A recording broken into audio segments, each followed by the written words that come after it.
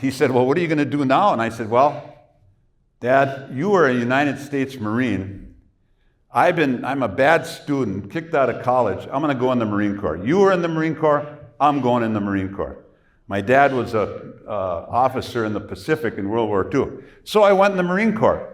And I remember the flight, it was the first flight I was ever on, first airplane I was ever on.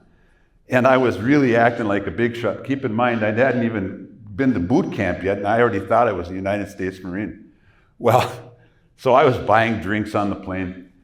Get off the plane, the drill instructor's waiting for us, and there's where the intimidation began.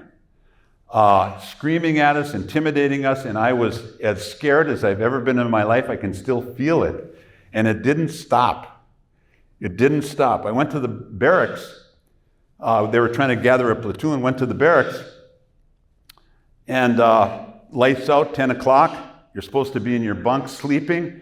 I can remember being under my bunk in my skivvies on the cold linoleum floor, thinking about my mother, thinking about my father, thinking about my family, crying. I was crying on the floor. I did that for one night, and I did it for the next night. And finally, something struck me. And I think it's the epiphany, the epiphany of my life.